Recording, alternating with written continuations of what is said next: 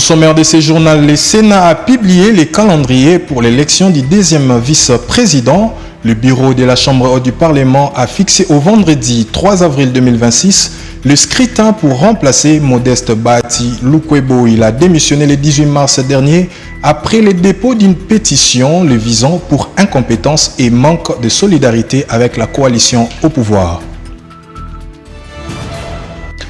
L'Union africaine rejette la candidature de Macky Sall au poste de secrétaire général de l'ONU. La motion visant à soutenir l'ancien président du Sénégal n'a pas reçu le soutien nécessaire de l'Union africaine en moins de 24 heures. 20 États membres ont rompu le silence, empêchant ainsi l'adoption du texte.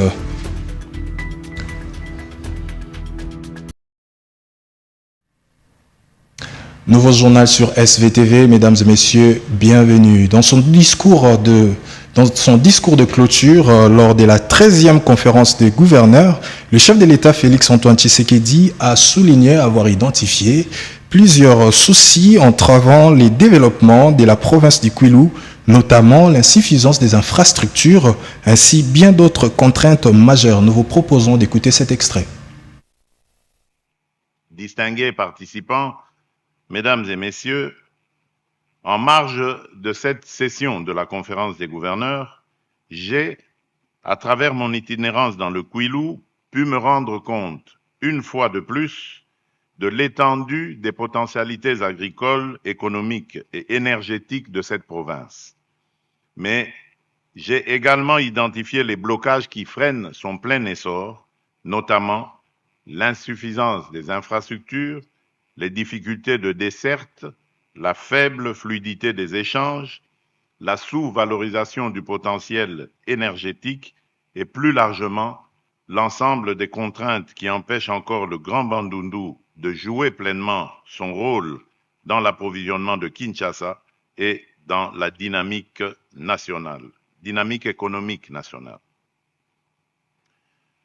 Ce constat vaut autant pour le Kwilu que pour nombre de nos provinces, sinon pour l'ensemble de notre pays. C'est pourquoi les solutions que nous préconisons ici ne doivent pas être regardées comme des mesures limitées à une seule province. Elles ont vocation à inspirer, avec les adaptations nécessaires, une approche plus large, appelée à être étendue à toutes les provinces, présentant des potentialités comparables et confrontées à des contraintes analogues. À cet égard, les priorités identifiées pour le Kwilu revêtent une portée exemplaire. Et je veux aujourd'hui en réaffirmer avec clarté toute la portée stratégique. La première priorité est la relance de la production agricole dans le Kwilu et plus largement dans l'ensemble du Grand Bandundu.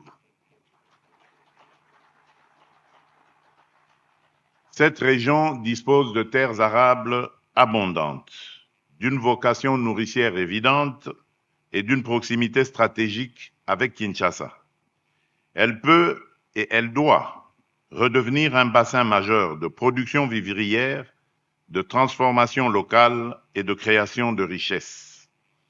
Mais une telle ambition ne se réalisera pas par de simples déclarations.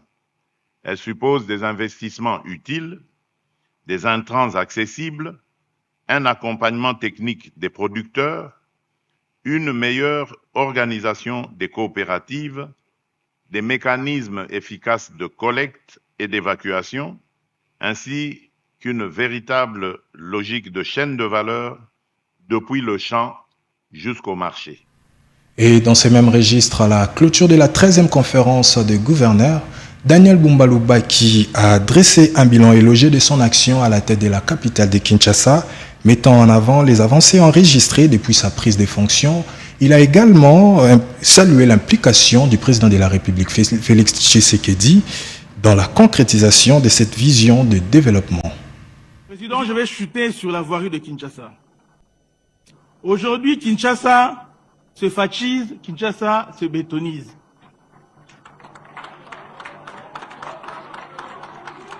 Nous avons trouvé Kinshasa autour de ce 1006 km de voirie, en 85% de délabrement total. Même le 15 restant là n'était pas vraiment à niveau. Nous avons engagé déjà 660 km qui s'est traduit à 70 chantiers ouverts et nous avons aujourd'hui délivré déjà 150 km, ce qui est inédit. Et cela, c'est par rapport à votre implication personnelle et votre soutien total à ce programme. J'ai dit que Kinshasa se fachise, Kinshasa se bétonise parce que nous avons mis une stratégie de désengorgement d'abord par les parallèles perpendiculaires du 30 juin pour permettre qu'il y ait plus de fluidité parce que c'est la zone commerciale, administrative et aussi diplomatique. Et aujourd'hui, Gombe, c'est en tout cas en une bonne partie déjà bétonné et nous avançons sur la commune de Kinshasa, Lingwala, Kitambo, n'en parlons même pas. Mais d'ailleurs, Président, je tiens à vous rappeler ici, même des communes jadis oubliées, aujourd'hui vivent la fachisation, vivent la bétonisation. Aujourd'hui, Ngaba, qui n'a jamais connu de route, est bétonné. Aujourd'hui, Makala, qui n'a jamais connu de route, est bétonné. Aujourd'hui, Kiseso, qui n'a jamais connu de route, est bétonné.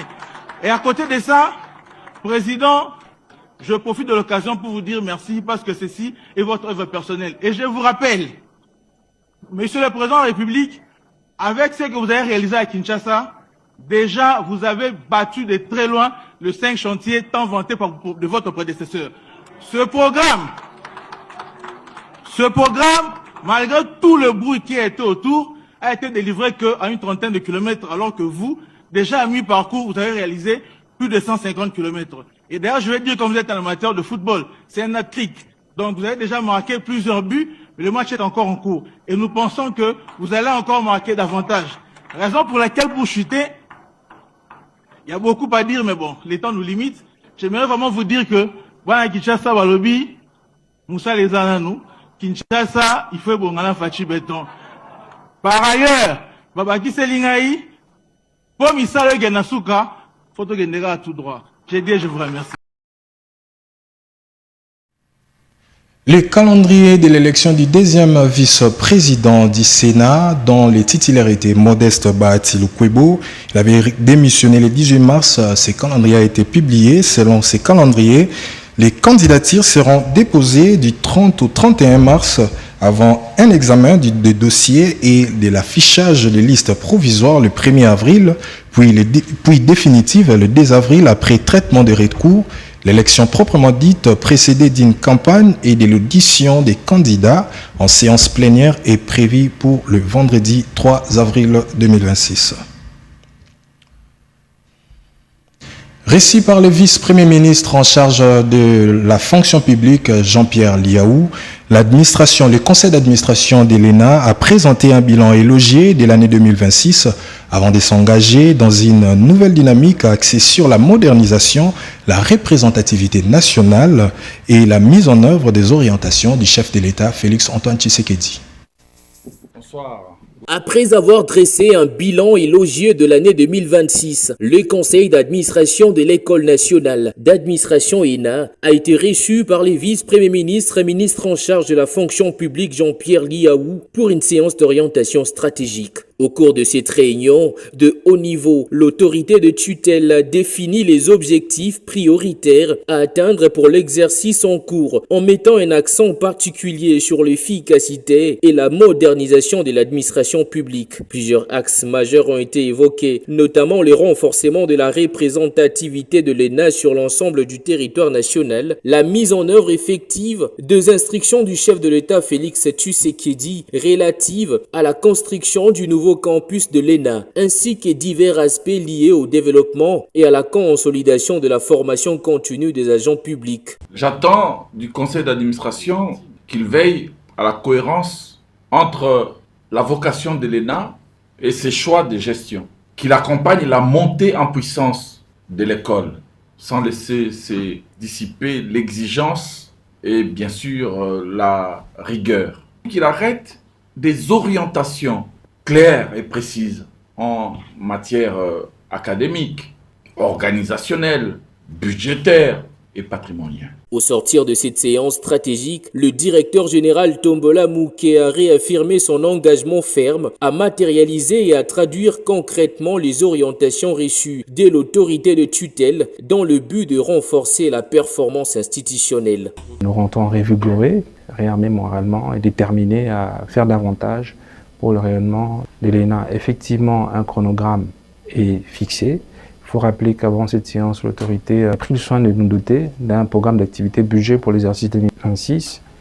Et ces programmes d'activité, c'est une feuille de route avec des échéances claires pour atteindre le résultat auquel nous sommes astreints. À l'issue de cette rencontre, le conseil d'administration de l'ENA attend poursuivre la dynamique déjà amorcée visant à bâtir une administration publique moderne, innovante et performante, résolument tournée vers la digitalisation des compétences et l'amélioration qualitative de services rendus aux citoyens. Au cœur d'un scandale qui secoue l'opinion à Kinshasa, le docteur David Balengana est poursuivi pour violence faite sur une patiente. À l'hôpital général des références de Kinkole a comparu devant le tribunal en procédure de flagrance face aux accusations de coups et blessures aggravées, voire des tentatives de meurtre. Le médecin a reconnu avoir exercé une certaine brutalité, affirmant avoir agi dans l'urgence pour sauver la vie de la patiente en situation critique. Une version de fait qui relance les débats sur les limites de l'intervention médicale et le respect de la dignité de la femme. On écoute ses moyens de défense. Vu son refus de collaborer, après avoir tout tenté, qu'est-ce qui s'est passé réellement? Moi, connaissant le danger qu'elle courait, et que moi aussi je courais, si je lui laissais tomber dans ces dangers-là, j'ai dit je dois utiliser une autre méthode, c'est grimacer ou contraindre cette accouchée pour atteindre les objectifs qui lui sont vitaux. Exactement. Vous l'avez grimacé de quelle manière? Ça a commencé par des intimidations. Sans suite, me repousser avec ses mains, tenir mes bras et les écarter. Non, même quand vous avez finalement décidé de... Non, d'abord son agressivité, je ne sais pas si vous pouvez retenir ça. Vous avez parlé de... Et essayer de cacher sa partie intime avec sa main pour m'empêcher d'intervenir. Okay. Voyez ce qui peut me pousser. Ce qui peut me pousser. Allez-y, docteur. Voyez ce qui peut me pousser d'aider par contrainte cette ignorante en vue de la sauver. Parce que moi je connais la valeur de sa vie. Une femme ne peut pas mourir en voulant donner la vie. Elle avait déjà donné la vie. C'était bon. Mais pourquoi elle risquerait la mort par son ignorance? Je fais ce qui se fait normalement. C'est quoi ce qui se fait normalement? C'est essayer de collaborer avec l'accouchée. Oui. Et en cas de refus, lui expliquer le danger qu'elle court en refusant ce qu'on veut faire, oui, et lui montrer combien cela n'est pas traumatique si parfois elle a peur qu'elle comprenne que ça ne va rien lui faire. C'est ce qui a été fait et elle a semblé croire et c'est pourquoi elle m'a autorisé de la toucher. Et l'Union africaine a rejeté la candidature de Macky Sall au poste de secrétaire général des Nations Unies. La motion visant à soutenir Macky Sall, l'ancien président sénégalais, n'a pas reçu le soutien nécessaire de l'Union africaine en moins de 24 heures. 20 États membres ont rompu le silence, empêchant ainsi l'adoption des textes. Sa candidature semblait pourtant bénéficier d'un élan la veille, lorsque le bureau de l'Assemblée de l'UIA avait salué sa solide expérience en leadership, son approche pragmatique et son engagement à rechercher plutôt les consensus entre nations et les grandes puissances. Ce journal est complètement terminé. Mesdames et messieurs, merci de l'avoir suivi.